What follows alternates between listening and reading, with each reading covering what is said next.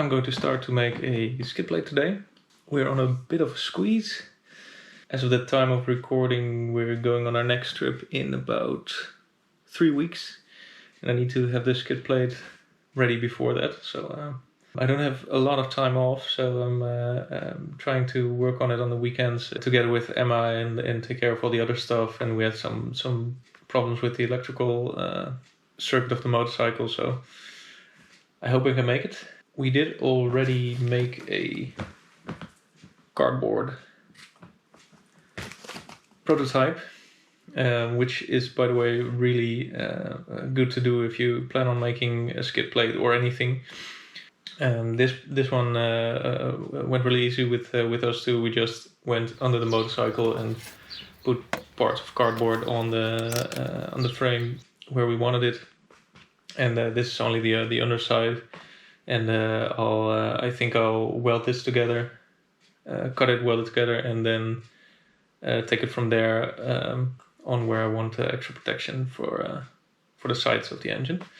We chose to support it through the bolts of the original skid plate, which is a plastic crappy thing on the Transalp 700. So I also opted for some extra brackets. I hope I can make them fit. I'll probably first sand the surface, because I want a DA sander like a surface finish, or a random orbit sander surface finish.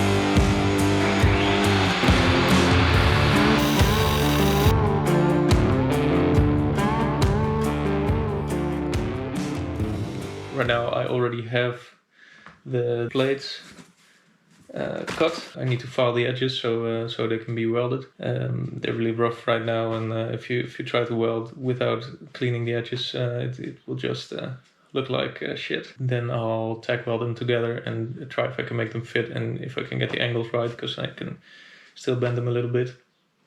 An important thing to note is that if you try to do that and tack and then form a part, if it's aluminum, it's always advisable to use filler rod when tacking. You can autogenously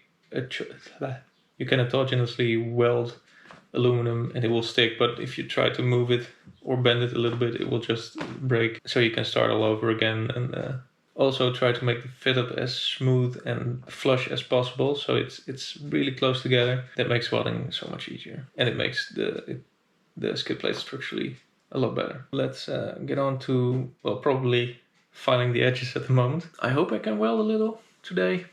If not, it will probably be tomorrow or later this week. Also,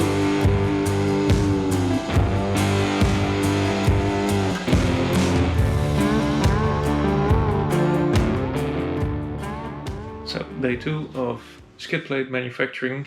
Yesterday I managed to cut out all the pieces. Today I think I'm going to tack the bottom 3 plates and try to make them fit by bending them. First I'll need to clean the metal, but if it's clean I'll try and tack it. I'm using a TIG welding process which needs to be really clean. That's why I use acetone to clean all the material, and also the filler metal, which is really important because else you'll still contaminate your weld. Like I said, don't use brake cleaner for this, especially chlorinated brake cleaner. As you can see, I don't have a lot of room in my shed, so I do everything on my vise, and I try to hold things in that to keep it steady, and sometimes it's a lot of work, but it also helps you learn to weld really with precision, so that's an added benefit. After this I'll switch to finish welding. I didn't really have a lot of time, so we did a few things off camera, like drilling the air holes in the front and fabricating the side bars. But you'll see the end result after that, and you will probably see a lot more of that in the footage of our next trip. So I hope it was clear. Please ask all your questions in the comments if you have any left after this video.